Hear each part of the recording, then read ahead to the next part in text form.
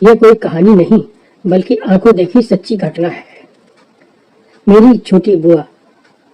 रक्षाबंधन का त्योहार पास आते ही मुझे सबसे ज्यादा जमशेदपुर वाली बुआ जी की राखी के कुरियर का इंतजार रहता था।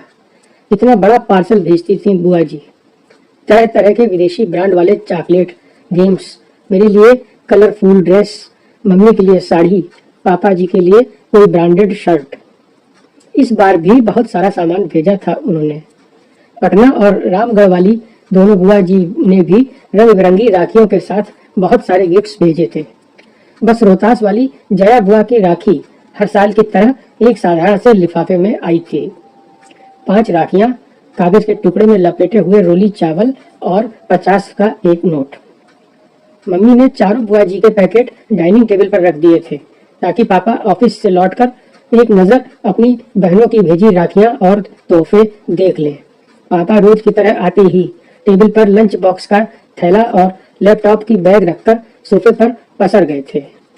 चारों दीदी की राखियां आ गई हैं। मम्मी ने पापा के लिए किचन में चाय चढ़ाते हुए आवाज लगाई थी, जया का लिफाफा दिखाना जरा। पापा जया बुआ की राखी का सबसे ज्यादा इंतजार करते थे और सबसे पहले उन्हीं की भेजी राखी कलाई में बांधते थे। जया बुआ सारे भाई बहनों में सबसे छोटी थी, पर एक वही थी जिसने विवाह के बाद से शायद कभी सुख नहीं देखा था।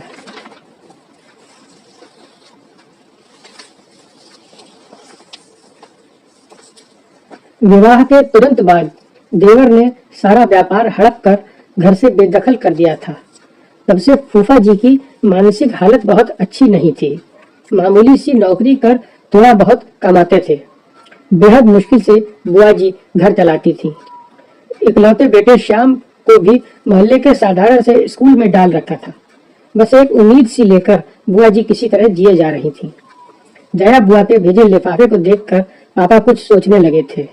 गायत्री, इस बार रक्षाबंधन के दिन हम सब सुबह वाली पैसेंजर ट्रेन से जया के घर रोहतास बगैर उसको बताए जाएंगे। जया दीदी के घर? मम्मी तो पापा की बात पर एकदम से चौंक गई थी। आपको पता है ना कि उनके घर में कितनी तंगी है। हम 3 लोगों का नाश्ता खाना भी जया दीदी के लिए कितना भारी हो जाएगा। वो कैसे सब कुछ मैनेज कर पाएंगी? पर पापा की खामोशी बता रही थी। उन्होंने जया बुआ के घर जाने का मन बना लिया है और घर में ये सबको पता था कि पापा के निश्चय को बदलना बेहद मुश्किल होता है। रक्षाबंधन के दिन सुबह वाली धनबाद टू दिल्ली ऑन सोन पैसेंजर से हम लोग रोहतास पहुंच गए। बुआ घर के बाहर बने बरामदे में लगी नल के नीचे कपड़े धो रही थी। बुआ उम्र में सबसे छोटी थी, पर तंगहाली और रोज की चिंता फिक्र ने उसे सबसे उम्र दराज बना दिया था। एकदम पतली दुबली कमजोर सी काया। इतनी कम उम्र में चेहरे की त्वचा पर सिलवटें साफ दिख रही थी। बुआ की शादी का फोटो एल्बम मैंने कई बार देखा था। शादी में बुआ की खूबसूरती का कोई जवाब नहीं था। शादी के बाद के 11 वर्षों की परेशानियों ने बुआ जी को कितना बदल दिया था। बेहद पुरानी घिसी सी साड़ी में बुआ को दूर से ही पापा मम्मी कुछ क्षण देखे जा रहे थे। पापा की आंखें डबडबा सी गई थीं। हम सब पर नजर पड़ते ही बुआ जी एकदम चौंक सी गई थीं। उन्हें समझ नहीं आ रहा था कि वो कैसे और क्या प्रतिक्रिया दें। अपने बिखरे बालों को संभाले या अस्त व्यस्त पड़े घर को दुरुस्त करें। उसके घर तो वर्षों से कोई मेहमान नहीं आया था। वो तो जैसे जमाने पहले भूल चुकी थी कि मेहमानों को घर के अंदर आने को कैसे कहा जाता है। बुआ जी के बारे में सब बताते हैं कि बचपन से उन्हें साफ सफाई और सजने संवरने का बेहद शौक रहा था, पर आज दिख रहा था कि अभाव और चिंता कैसे इंसान को अंदर से दीमक की तरह खा जाते हैं। अक्सर बुआ जी को छोटी मोटी जरूरतों के लिए कभी किसी के सामने तो कभी किसी के सामने हाथ फैलाना होता था। हालात ये हो गए थे कि ज्यादातर रिश्तेदार उनका फोन उठाना बंद कर चुके थे। बस एक पापा ही थे जो अपनी सीमित तनख्वाह के बावजूद कुछ न कुछ बुआ जी को दिया करते थे। पापा ने आगे बढ़कर सहम सी गई अपनी बहन को गले से लगा लिया था। भैया भाभी, मन्नू, तुम सब अचानक आज? सब ठीक तो है ना? बुआ ने कांपती सी आवाज में पूछा था। आज वर्षों बाद मन हुआ राखी में तुम्हारे घर आने का, तो बस आ गए हम सब, पापा ने बुआ को सहज करते हुए कहा था। भाभी अंदर आओ ना, मैं चाय नाश्ता लेकर आती हूँ, जया बुआ ने मम्मी के हाथों को अपनी ठंडी हथेलियों में लेते हुए कहा था। जया तुम बस बैठो मेरे पास, चाय नाश्ता गायत्री देख लेगी।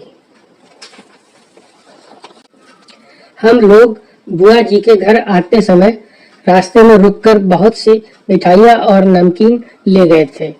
मम्मी किचन में जाकर सबके लिए प्लेट लगाने लगी थी।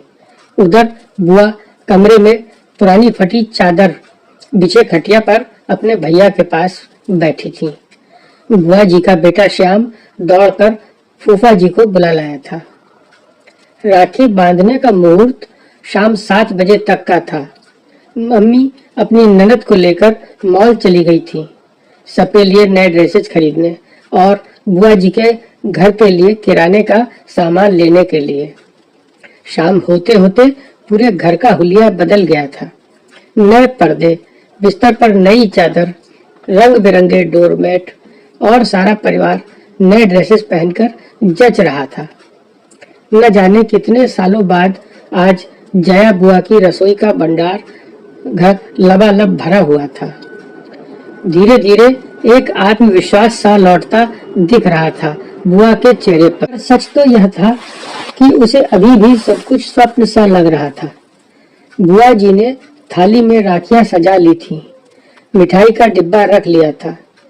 जैसे ही पापा को तिलक करने लगी, पापा ने बुआ को रुकने को कहा। सभी आश्चर्यचकित थे। 10 मिनट रुक जाओ, तुम्हारी दूसरी बहनें भी बस पहुंचने वाली हैं, पापा ने मुस्कुराते हुए कहा। तो सभी पापा को देखते रह गए। तभी बाहर दरवाजे पर गाड़ियों के हॉर्न की आवाज सुनकर बुआ, मम्मी और फूफा जी दौड़कर बाहर आए तो तीनों बुआ का पूरा परिवार सामने था। जया बुआ का घर मेहमानों से खचाखच भर गया था। महाराजगंज वाली नीलम बुआ बताने लगी कि अभी कुछ समय पहले उन्होंने पापा को कहा था कि क्यों न सब मिलकर चारों धाम की यात्रा पर निकलते हैं। बस पापा ने उस दिन तीनों बहनों को फोन किया कि अब 4 धाम की यात्रा का समय आ गया है। पापा की बात पर तीनों बुआ सहमत थीं और सबने तय किया था कि इस बार जया के घर सब जमा होंगे और थोड़े थोड़े पैसे मिलाकर उसकी सहायता करेंगे। जया बुआ तो बस एक टक अपनी बहनों और भाई के परिवार को देखे जा रही थी। कितना बड़ा सरप्राइज दिया था आज सबने उसे। सारी बहनों से वो गले मिलती जा रही थी। सबने पापा को राखी बांधी। ऐसा रक्षाबंधन शायद पहली बार था सबके लिए। रात को एक बड़े रेस्तरां में हम सभी ने डिनर किया, फिर गप्पे करते हुए जाने तब काफी रात हो चुकी थी। अभी भी जया बुआ ज्यादा बोल नहीं रही थी। वह तो बस बाद में बीच बीच में छलक आते अपने आंसू पोंछ लेती थी। बीच आंगन में ही सब चादर बिछाकर लेट गए थे। जया बुआ पापा से किसी छोटी बच्ची की तरह चिपकी हुई थी, मानो इस प्यार और दुलार का उसे वर्षों से इंतजार था। बातें करते करते अचानक पापा को बुआ का शरीर एकदम ठंडा सा लगा तो पापा घबरा गए थे। सारे लोग जाग गए, पर जया बुआ हमेशा के लिए सो गई थी। पापा की गोद में एक बच्ची की तरह लेटे लेटे वो विदा हो चुकी थी। पता नहीं कितने दिनों से बीमार थी और आज तक किसी से कहा भी नहीं था।